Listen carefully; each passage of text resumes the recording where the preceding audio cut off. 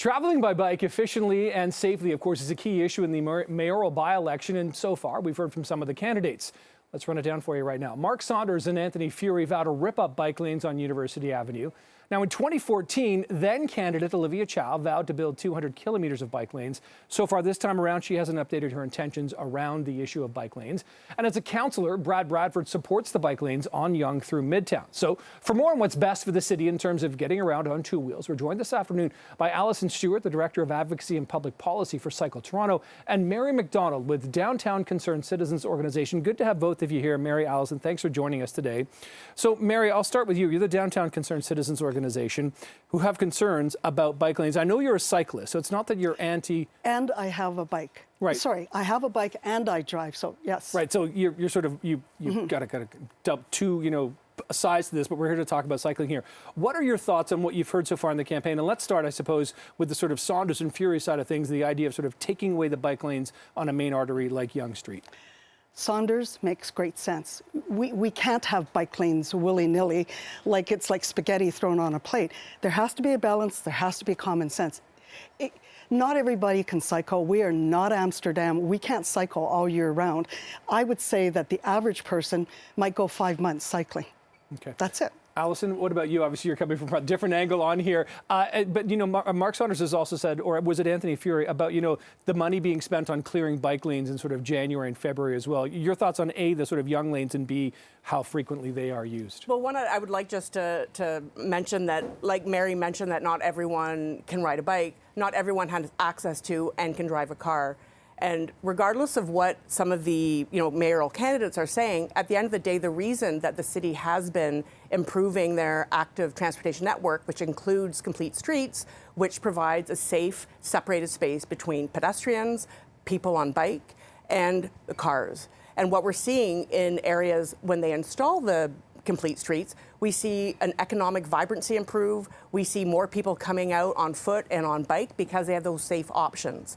And the reality is the city has some ambitious targets around climate crisis mitigation with their Transform TO 2040 net zero. And a big part of that is actually ensuring that by 2030, 75% of all trips 5 kilometers and less are being done through active modes such as taking public transit, walking, and biking. And providing safe infrastructure for really vulnerable road users who aren't protected by their cars is really important in order to meet that target. And also meet the city's ambitious, Vision Zero, which is really seeing 0 road deaths and serious road injuries. And what is your sense of the use of the bike lanes in the winter? Are they really as frequently used as we're sort of told in some cases?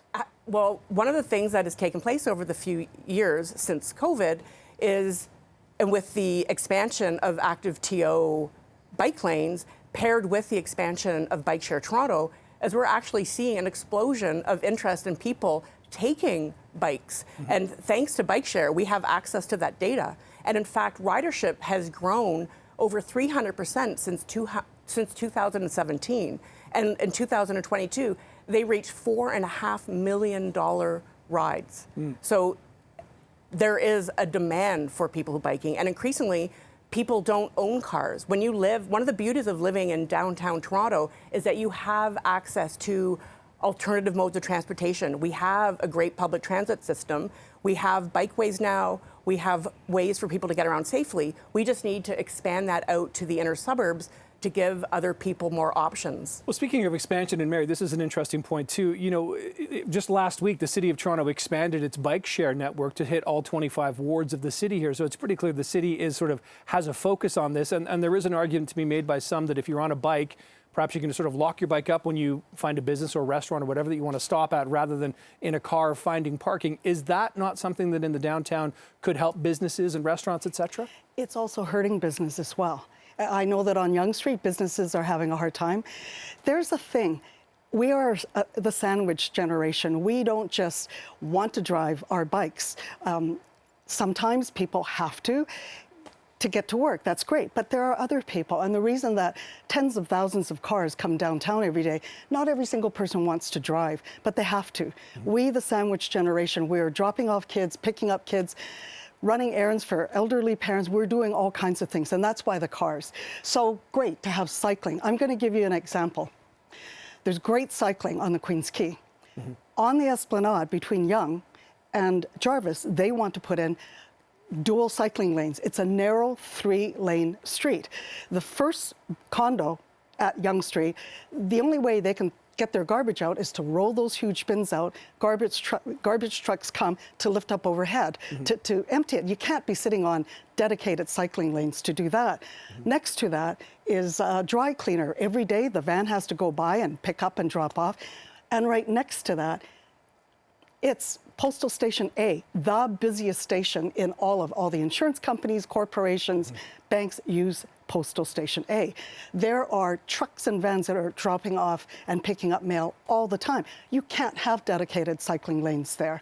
And then you can't change it to one way from Church Street to Scott Street so that people coming in, driving on, they have to go all the way to Front Street and then weeble wobble along there to go down Church to make, like, it's just, it doesn't make sense. You've got the St. Lawrence Market where the vendors have to jockey for position, so they would be going right through the lane in order to back up so that they can unload their produce. Clearly there's some fine-tuning and perhaps some lessons that could be learned about this, Alison. What do you make of that example? Because it certainly points out one area where you do see, even just around here, you know, people parked in bike lanes, dropping off deliveries. The idea of, like, the cycle network and sharing the roads, there are issues. Well, one, I would say that many of our issues stem from the fact that over the past 150 years, we have been, you know, moving increasingly to promoting, supporting, and investing in private car ownership and the systems that it supports. So in terms of, you know, Mary had mentioned that it's not good for business. Well, in fact, I would really like to see the Moneris data because, for example, when they were talking about whether or not they should, you know, build the destination Danforth, they took a look at Bloor Street West, which was the city's first complete street. Right. And what they actually found was that business did better after the installation of the complete street when compared to before the completion of the complete street. They've also found that people that come, the majority of people that go to the businesses come on public transit, come on foot, and on bike. And they spend more money because they make multiple trips versus the car drivers that drive through the area. So they're really just looking for a convenient place to go through. And Mary and I are both very privileged and lucky to live downtown. We're close to being neighbors. She's down in the Esplanade. I'm just north in Moss Park. And one of the reasons that I chose where to live was because of that access within 15 minutes to any place I wanted to be on bike. And with the installation of bike lanes, it makes it easier for me to go and shop at the St. Lawrence Market, to be able to go down to the distillery district with friends. I mean, now with all of bike share, my friends can come, I get them on bike shares, I get on my bike, and we're able to go visit and spend money. Got about a minute left, so I want to give you 30 seconds each to sort of say, are we hearing enough about this, Mary, in the campaign right now, and what more do we need to hear? We need more people like Saunders out there to say, come on, let's use common sense. The city is being asked for, another $14.4 million in order to put in, 3.5 kilometers of bike lanes? Like, it has to make sense before you do it. You don't hurt businesses on the Danforth because the bike lanes are there. We are not cycling 12 months a year. We're not Amsterdam. So it has to make sense. I'll give you a last word here. Well, Cycle Toronto is part of an alliance for safe and active streets, and we are going to be putting out our campaign and a survey to all the candidates because we want to help our collective members determine who best reflects their values. And as people who need to get around safely, we need options and we need safe and active streets for all. Alison Stewart, Mary McDonald, thanks for joining us for this really friendly and polite debate about biking. You both had some great points to make. I appreciate your time this afternoon. Thank you. All right, thank you.